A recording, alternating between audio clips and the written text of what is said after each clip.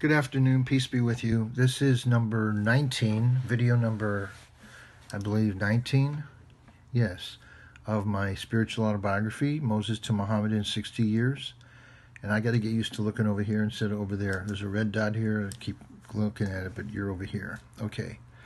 Moses to Muhammad in 60 Years, my spiritual autobiography. When I last spoke to you, I had just been introduced to Master Philip at the Holy Order. Let's see.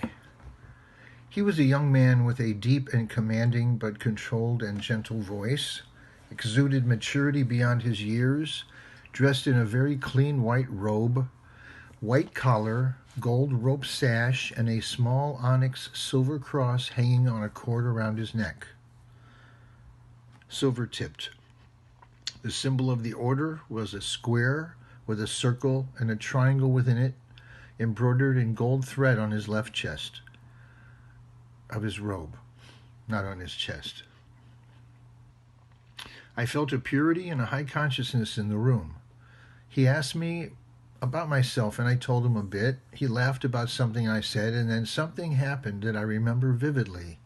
He disappeared like a Cheshire cat in Alice in Wonderland, and reappeared a few moments later, still laughing. From where I was looking at the situation, this was a very big deal. I wanted to know more about the Christian mysteries that they claimed to teach. I remembered my experience with invisibility in my parents' living room when I was experimenting with the no mind. Between the brother in the sphere of light at the park and now this vanishing experience, I was extremely curious. I remember having read how Jesus, peace be upon him, had sometimes appeared and disappeared. Now these folks claimed to teach the Christian mysteries. I wanted in. The order had brother houses and sister houses for singles, and also had quarters for married folks with families.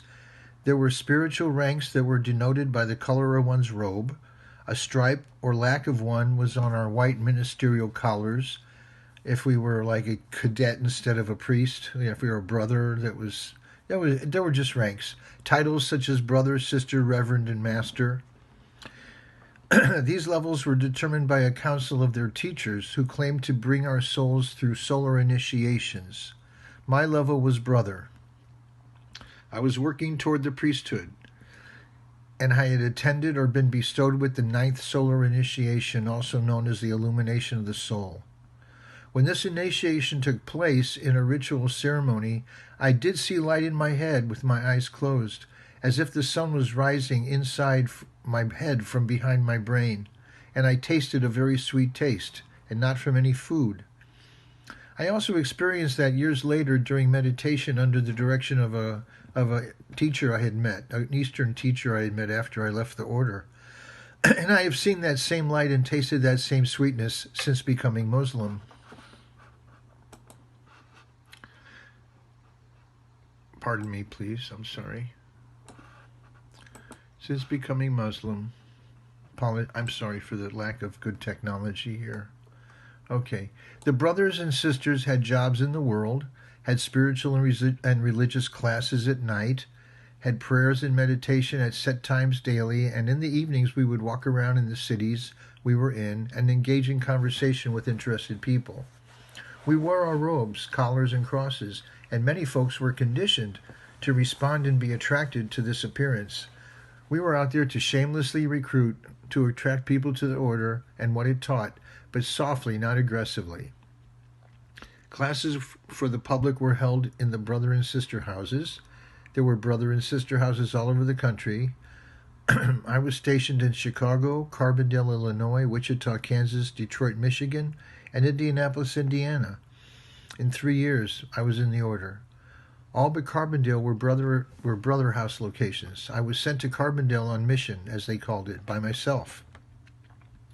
During my time in the order, a new part of it manifested where brothers on mission wore brown robes. In Carbondale, I was directed to live it the same as I had lived in the brother houses around the country, which was monastic, and taking care of my life, working in the daytime and walking around at night, talking to people on the street, inviting people to classes that I would conduct. Um, yeah, okay. I made regular daily prayers, including communion. I had a little purple velvet lined case with a silver cup and plate. We used grape juice and kosher matzah. Met with the public. I had a job with a Beechcraft metal parts subcontractor and held public classes just as the order held public classes. Kind of a microcosm of the macrocosm.